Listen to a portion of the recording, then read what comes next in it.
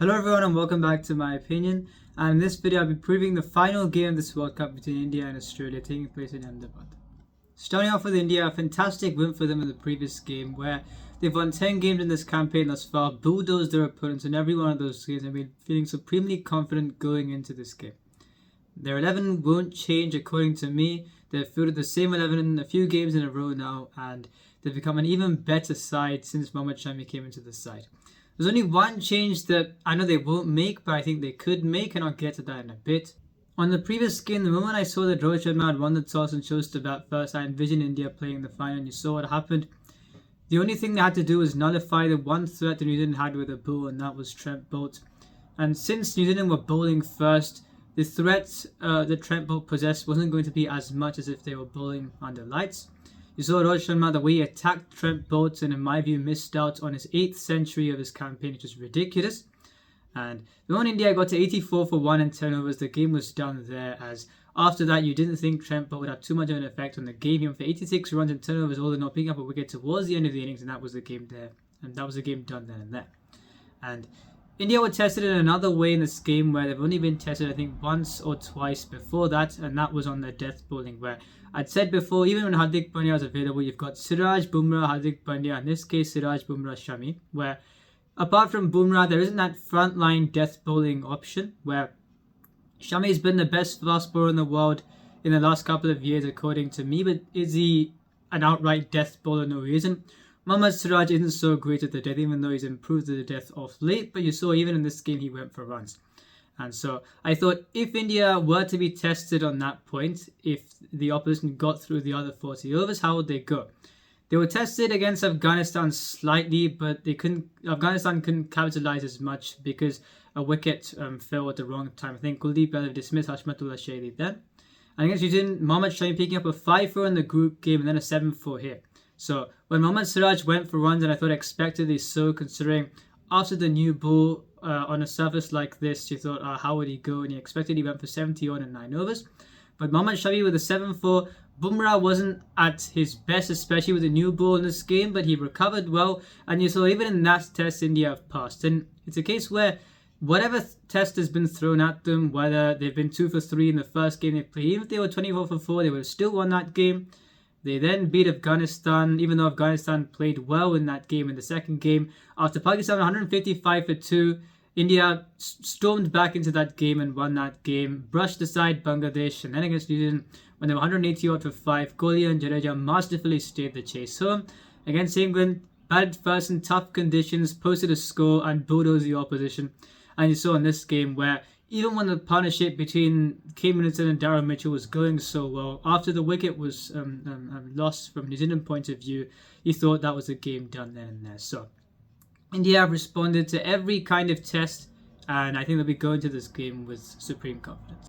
Looking at this 11, and when considering how they'd apply themselves in this game, or how you think they'd apply themselves in this game, when going into a final and you've got a case where number 6 and number 7 haven't got too much batting under their belt because of how good the others have been, and even number 5 to an extent, even though he's been brilliant when given the opportunity, he hasn't batted as many deliveries as the top 4 have done. So it shows how good the top 4 have been. For the openers, or on the openers, you've got Rohit Sharma and Shubman Gill against the likes of Mitchell Starc and Josh Hazlewood will open the bowling. And in Ahmedabad, the key is the ball move around up front, and if you get through the power play, it won't be easy to bat as such, but it'll get a lot easier once you get through that first phase. Based on how Rohit Sharma approached Trent Boult, I think you can forecast what he's going to do here. Shubman Gill is also a strokeful player. Now, even though Starc went well in the previous game, I'm not so convinced as to how he's going to go, especially if Rohit Sharma does give him the charge. Shubman Gill is also a strokeful player. I can see a few sixes being hit over extra cover if Mitchell Starc even gets things slightly wrong. So I do have faith in the informed Rohit Sharma and the informed Shubman Gill to get the job done in this game and to prosper significantly in this game. And even if one of those two are dismissed, you've got Virat Kohli, who registered a record 50th turn in the previous game, where I'm very happy that he's got it out of his mind. Yes, there was the debate on whether playing for the milestones you slow down for that 10 runs, but I'd say Whether he played with a milestone then or he accelerated, India were in no danger of losing the game. They were going to get a minimum of the score they got in that game. And so if there was a game to get things out of the way, or a situation to get things out of the way, it would be that game. So now that the milestone would be off his mind, he can solely focus on doing whatever he can to win this game for India. I'm sure he would do that. They'll send Shreyas Iyer to bat at 4, even if 2 early wickets fall on the power play. I'm against this way of thinking, but they won't learn from their mistakes in the early half of the campaign, where you saw in the first game and against England, Shreyas Iyer walked out to bat at 4 and the ball was moving around and it didn't go too well, expectedly so, as it's frenetic against the moving ball. It has nothing to do with how he plays a short ball, it's only got something to do with how he plays a moving ball. And you've seen in the last few games where he's done exceedingly well, that he's walked out after the 12th over when the foundation has been set. He's a destructive match winner, and if you use him correctly, he'll go well for you more often than not. And you've seen that in the last 4 games where he scored 450 plus scores and 2 centuries in his recent 2 innings. And it's a case where if the top 3 get past the 12th over, foundation is set, I'm sure he'll go well this game as well. On KL, the versatile world-class KL Rahul, where I've said before, I believe is the most talented batsman in the world. He can walk out to bat when you're 2 for 3, or when he's got to take advantage of the foundation where he's not got too many deliveries to face, or against the Netherlands when he had that time and you saw what he did. So he's prospered in every situation. In my view, he's the most secure batsman in this competition. And yeah, I think the fact that they've got someone like him at number 5, where he's got both gears, I think he's a fantastic player to have at that number, and I'm sure he'll do well this game. Suryakumar Yadav hasn't got too much batting in this tournament. He scored a vital 49 against England in tough batting conditions, and he hasn't had too many outings with the bat. And when he has walked out to bat, he's had to go from ball 1 and he's been dismissed. But I have no concerns over how it will go because he hasn't had too much of an opportunity. He may not be able to muscle this attack as much as other attacks, but I feel he will still go well against them because even at the death, you've got Mitchell Starc, but then you've got either Pat Cummins or Josh Hazlewood, who Pat Cummins and his current guys and Josh Hazlewood in general, you wouldn't mind facing those two to the death. And apart from 4 frontline bowlers, Australia haven't got the 5th frontline bowler to really hurt you. So I don't have any concerns as to how he'll go in this game. And from the Jadeja, where there was some question on his form going into this tournament, as he hasn't had the greatest 2 years in white ball cricket with a bat. I'd say that he'd go well when required, and in 4 outings he's played well on 3 occasions, and I'm sure he'll do well in this game with the bat and the ball. So a fantastic top 7 for India and a short top 7 for India. You don't need to think about batting depth if you've got those informed players there. And I think especially with how this Australian attack is going right now, if India bat first, or even if they bat second, even if they have to bat second, I don't have any concerns about how this batting lineup will go. And on the bowling attack, India have got the best bowling attack by some distance in this tournament. I mentioned Jadeja in the previous segment. Mohammad Shami has been the bowler of this tournament and has been the best fast bowler in the world in my view for the last couple of years, especially before Bumrah's return to the side. And Bumrah for a while now has been the best all-round fast bowler, all formats fast bowler in the world. Kuldeep Yadav has impressed me, especially in the last couple of years where you've seen he's developed bowling the quicker delivery as well and bowling at a flatter trajectory, where you saw in the New Zealand game when the partnership was going so well, and even you saw in the group stage against New Zealand where he went for 48 runs in 5 overs. I've called him as a momentum bowler even in this tournament, and yet he's prospered even after going for runs earlier on in some of the games. So the fact that he's been able to bounce back after going for runs in early overs has been great to see.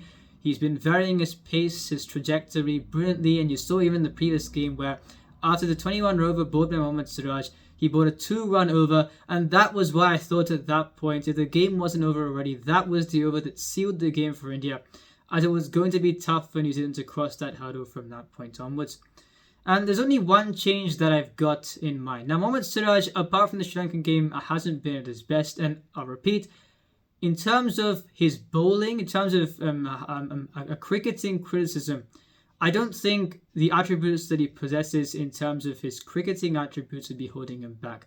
but he's got a bit of a temper. That is what has been holding him back throughout his career, where I feel if he learned to manage his temper, he would have been an even better bowler than he is now. And that's why there would only be one bowler who I'd be supremely confident in playing, even after not playing a handful of games. He played the first game against his opposition, and I think he could play in the final. He will always be prepared, and that is Ravichandran Ashwin. You saw in the first game and in the previous game, this Australian side don't like playing against spin, even though you've got Steve Smith and Marnus Labuschagne to work the spin away. And I feel Ashwin on a track that would offer some turn. If you've got Ashwin, Jadeja and Kuldeep Yadav against an Australian side that wouldn't like playing against spin, and Ashwin's got a good record against Steve Smith, even in Test cricket as well, and you think he'd fancy his chances even in this game. So they wouldn't make this change, but that's the one change that I would think about making, as even if Ashwin didn't play a handful of games before that, he's the one bowler who you'd think, no matter how many games he sits out for, he'd always be prepared to play in a knockout game.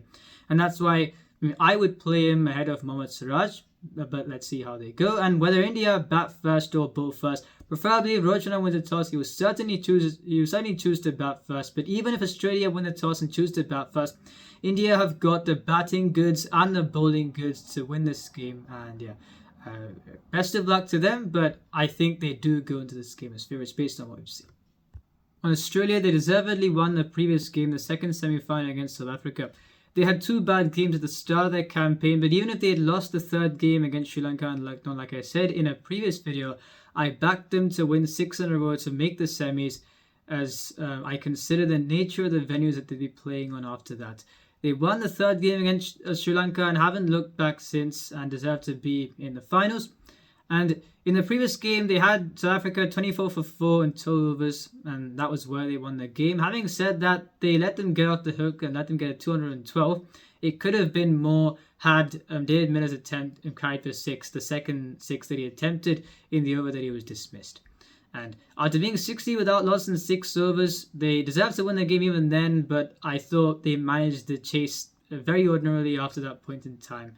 And they got over the line, but like I said, they still deserve to win the game. And there shouldn't be a change in their 11. I don't think they'll make a change. And the reason why I'm saying that is because in the eyes of some, there's been a question as to whether Smith and Labuschagne should play together in certain situations. If they drop Labuschagne and place Stoinis in this game, which they won't do, but if they do that, it would be a terrible decision, as there are 2 main keys to playing in grounds in India. The first of those being 5 frontline bowlers, which the side doesn't have, even though Glenn Maxwell has been a regularly economical spinner this tournament. But secondly, when it comes to this ground, the innings builder is very important, and you've got Smith and Labuschagne, preferably 3 and 4, to build an innings on this surface against an Indian attack. And apart from Warner, Smith and Labuschagne have got the grafting game. The others, Travis Head likes to attack the bowling, Mitchell Marsh likes to attack the bowling, Glenn Maxwell attacks the bowling. Even Josh Inglis, who played well the previous game, likes to attack the bowling. So if you take out Marnus Labuschagne and think, let's get another power hitter in, you're shooting yourself in the foot, and that's why they should not change 11, and I don't think they will after they won the previous game. On how this 11 could go in this game, you've got David Warner and Travis Head to open the batting, where David Warner's got both gears. He can graft and can take on the bowling when the opportunities are provided. On Travis Head, he veers on the attacking side, and I feel Mohammad Siraj versus Travis Head will be a key battle in this game, as Mohammad Siraj, as I've said in the previous segments on numerous occasions, he's got a bit of a temper. If you attack him early on, he tries a bit too hard and can go for more boundaries. So Travis Head, since he likes to attack the bowling from the get-go, he would favour things if he gets few boundaries of Mohammad Siraj early and then he tries too hard. Even though Travis Head's got a bit of a weakness outside the off stump when the ball goes across him, you saw a bit of luck earlier on in the previous game as well at the ball of Kahisa Rabada. I still feel Warner and Travis Head's a good opening combination. At number 3, you've got Steve Smith, a fantastic player. I feel in the league phase he threw away some of the starts he got off to, but he wasn't out of form by any means, and he played a smart knock in the previous game along with Josh Inglis, where some of the others batted without a brain. And he was partly the reason why, after the start they got, he was partly the reason why they chased this score down, and he'll be a vital player in this innings as he can build an innings alongside Marnus Labuschagne, the latter who, he doesn't go on to get the big score most of the time in ODIs. I think you can expect him to get around the 35 runs mark, but he'll still be vital in building an innings alongside Steve Smith, and that would delay the entry at number 5 and onwards. Now, I know they'll bat Mitch Marsh at number 3 here, and that means if India pick up a wicket, Travis Head or David Warner, preferably Travis Head, is dismissed since he can attack the ball. He looks to attack the bowling up front. Then if Mitchell Marsh walks out to bat when the ball's moving around, there's a high likelihood that he's dismissed as well, and that would put more pressure on the others. So I feel the top 4, even though they'll send Marnus Labuschagne to bat at 5 for some reason, I feel Warner, Travis Head, Smith, Labuschagne, those are the 4 batsmen for Australia in this game. Because from number 5 onwards, even if you go with the top 4 that I've suggested, you've got Mitchell Marsh, Glenn Maxwell look to attack the bowling. In terms of innings building, Mitchell Marsh has gone well when he's played in Bengaluru against a Pakistan side that got things wrong. Against Bangladesh in Pune, a batting friendly service, and he bludgeoned centuries in those 2 games. But he wouldn't go as well on services such as Kolkata and in this game where you need to apply yourself more, you need to build an innings more. Trying to go and blast everything won't work. Glenn Maxwell, 2 fantastic games against the Netherlands and against Afghanistan, but apart from that, he's been on and off. I feel, again, you saw in the previous game, a terrible shot. If he tries to do that against the Indian spinners in this game where the ball would turn, it won't go too well for him. Josh Inglis played well the previous game. I thought, especially the way he, like I said in the previous segment, he defended Tabrez Shamsi when the ball was bowled outside off. He's a decent player spin, but once again, veered on the attacking side. I feel if a few wickets are lost and he has to bat a decent number of overs, how will he go against the Indian attack? You don't know. So I feel, especially from number 5 and onwards, if Mitchell Marsh bats a 5, which he won't do, but even if you're considering the plays outside of the main 4, India have got the edge where they've got a KL Rahul, Suryakumar Yadav and Ravindra Jadeja. So I feel the 3 players who look to go aggressively for Australia will have to make sure that they can bat some time in this game. And as far as the bowling goes, Mitchell Starc was much better in the previous game. I still think he may find it tough this game if Rohit Sharma advances towards him and he gets things slightly wrong. Even if he gets something slightly wrong, with the form Rohit Sharma has been in, he may deal with him early on. So if he bowls in the way that he bowled in the previous game and the first game of their campaign, then he would fancy his chances to have a decent outing in this game. Josh Hazlewood has been fantastic. Even the previous game, 2 for 12 and 8, I thought made the game for them. And the fact he didn't bowl 10 overs in that game and even in previous games is ridiculous. So if they don't bowl him 10 overs in this game, it's good for India because he will do well. Adam Zampa has had a fantastic tournament. Not a great game in the previous game, but like I said, I thought decisions made during the bowling innings and the batting innings are very ordinary from Australia, even though they won the game. Adam Zampa shouldn't have bowled 7 overs, especially to David Miller when he was going that well. So yes, he had a bad game in the previous game, but I'm sure he'll back himself with a ball turn again in this case, even though they'll be facing some very good players of spin in this Indian batting lineup. And on the captain, Pat Cummins, as I've said before, he'll bowl at first change, and this will help India immensely, as I feel him being a defensive bowler, it does not optimize his bowling, and I feel bowling Josh Hazlewood at first change doesn't not optimize the latter's bowling, as I've said quite a few times now, he can play that defensive role in the middle overs as he looks ahead at length and is very accurate. I know Pat Cummins will bowl himself at first change, and therefore he may have another ineffective game.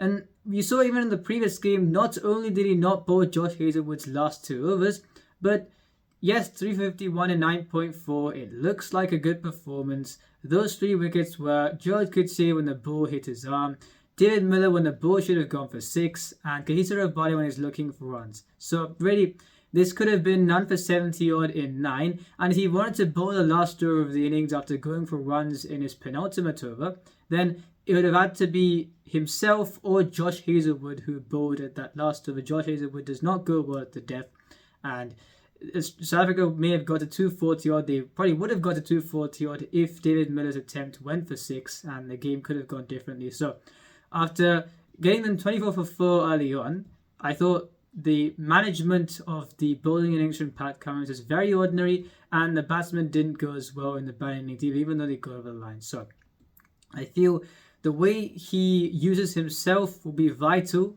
but I don't think he'll use himself correctly even in this game, and therefore his bowling analysis may take a hit. And I feel if he bowls at first change, which he does, and if India get off to a good start, then you've got Adam Zampa, an attacking threat in the middle overs. Pat Cummins will try to be a defensive bowler. It won't work, and there'll be more pressure on Zampa to deliver. And I feel if he tries to go for wickets and doesn't get as many wickets against the side which plays spin brilliantly, then Australia may struggle in this game, especially as far as the bowling goes. And even in the batting, if you're looking at this batting side, apart from the main four, they've not got the gear as much, especially Mitchell Marsh and Glenn Maxwell, of building an innings, and that may hurt them. And unlike what I said for India, if Australia win the toss, they've got to bat first. Apart from the Afghanistan game, the Sri Lanka game, and even the previous game, this side, when chasing off late, has been losing by at least 100 runs. They're a completely different phenomenon when batting first to batting second. And if they have to chase a score, they may struggle in this game. So that's why if Pat Cummins win the toss, he has to bat first in this game. And now I'll be comparing the 11s of both sides.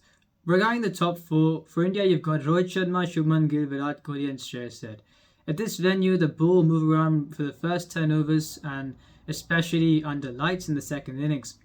Like I said before, if the top three can get through the early phase with a maximum of 1 wicket being lost within the first 10 to 12 overs, then India will be well on their way. If 2 wickets are lost within the first 10 overs, I think the management won't make a change. They'll send Shreyas Iyer out to bat at 4, and that may be a precarious point. So if the top 3 get through the first 10 or 12 overs, they've been in great form, so they can back themselves to do that, then India will be fine.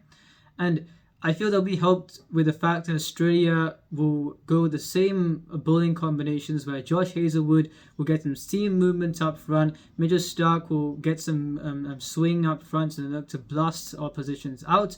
Pat Cummins has got that trait where he's an attacking bowler by trade, but he'll bowl as a defensive bowler in first change.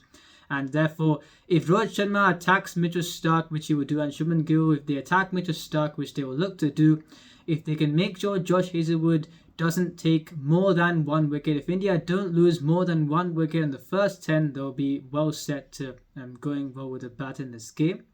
And from an Australian perspective, you've got David Warner, Travis Head, Mitchell Marsh will bat at 3 and Steve Smith at 4. Now, with what they have to face, Mohammad Siraj is a momentum bowler, and if he gets a wicket up front, where even though Travis Head likes going after the bowling, he has a vulnerability to the ball going across him outside the off stump.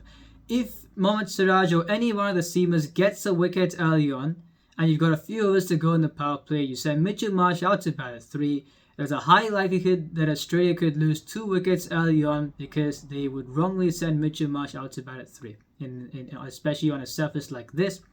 And that would mean that because of the problems that they create for themselves, India would have an edge regarding how the top 4 would go. If Steve Smith bats at 3, then you'd think the top 4s would be equally competent in dealing with what the other sides have got. Even though India's top 4 has been in better form, so I'd give them the edge. Even though Manas Labuschagne is a very good player, he would usually score around that 35 runs mark, especially when he bats in ODIs. And that's why, even though both top 4s have got the skill set, I'd still give the edge to India as their top 4 has been in better form. On 5, 6, 7, for India, you've got KL Rahul, Suryakumar Yadav and Ravindra Jadeja. On KL Rahul, he's the most secure batsman in this competition by far, great against pace and spin, and can walk out early on where you have to build an innings as well as classically explode at the end. And I feel, because of how assured he is in the top order, no matter who would be at 5 in the opposition side, KL Rahul will always have the edge. Suryakumar Yadav at number 6 hasn't had many opportunities. He's got a vital 49 against England, where his knock was partly the reason why India got enough runs to win the game and won that game by a handsome margin. He hasn't had many opportunities, but I back him to come good, especially if a foundation is set before him. And with the form of the top 5, you can expect that to be the case. Ravindra Jadeja, before the tournament, there was some question on his form, but I'd said I back him in situations where he has to go well. 4 outings thus far, 3 vital knocks, and he's been good with both bat and ball. So, at number 7, he provides the assurance that many other number 7s in the competition don't do. On Australia, you've got Manas Labuschagne, who'll bat at 5 bafflingly in this game, Glenn Maxwell at 6 and Josh Inglis at 7. playing Miles Labuschagne at 5 is a complete non-utilization of resources, where preferably him at 3 and Smith at 4 would give you the best chance of the innings being built successfully, where then you've got Mitchell Marsh, Glenn Maxwell, Josh Inglis at 5, 6, 7 to go gung-ho. Because Mitchell Marsh will bat at 3, and if one of the top two is dismissed earlier on, a second wicket would be likely to fall early. You've got Miles Labuschagne batting at 5, who may have to complete a rescue act when you'd rather him batting at 3 and averting the crisis in the first place. But they'll bat him at 5 because that's just what they've been doing in the last while. Glenn Maxwell's had more opportunities to bat than Suryakumar Yadav, but you've seen even in the previous game, even though he's got 2 extraordinary knocks under his belt against the Netherlands and against Afghanistan, he can play some irresponsible shots. You saw that in the previous game, and that's why I don't think you can separate Suryakumar Yadav and Glenn Maxwell by that much, because you don't know what they'll both do, even though Glenn Maxwell's played 2 or 3 good knocks in the previous games. And Jadeja versus Josh Inglis, even though Inglis played well the previous game, on current form, I'd still say Jadeja is ahead of him. So on 5, 6 and 7, India have also got the edge. So as far as the batting goes, India have got the edge. And on the bowling, you've got Mohammad Siraj and Mitchell Starc, both those who have not been at their best this tournament. Mitchell Starc, you think, is more likely to turn up, because he also did well the previous game. That too, who's got the greater pedigree, you'd think it would be Mitchell Starc. If both those two don't turn up, then you could consider it about equal, as Josh Hazelwood and Bumrah have been bowling fantastically. As a third seamer, Shami, you'd think, would go far better than Pat Cummins based on recent form and how they'd fit their particular roles. Pat Cummins as a first change bowler does not work. Kuldeep Yadav and Adam Zampa have been going well this tournament. Kuldeep Yadav, you saw, has been going well even when he has been attacked thus far. Yes, Adam Zampa didn't have a great game before, but I'd still say with how good of tournaments both those two have been having, it's fairly equal. And Jadeja, even though Maxwell's been going well as an economical spinner, you'd give the edge to Jadeja. So India have got an edge in the bowling, an edge in the batting, and therefore I think they've got an edge in this game, and in my view they'll go on to win this game and lift the World Cup. So let's see how it goes. And if Rohit Sharma wins a toss and chooses to bat first, I think India can compete whether they bat first or bowl first, or whether they have to bowl first. But I feel Rohit Sharma wins the toss and chooses to bat first, India will be on their way to win this game and they'll be lifting the World Cup. So let's see how this game goes. If you enjoyed the video, please like and subscribe, share it with your friends. Remember, this is my opinion. What's yours?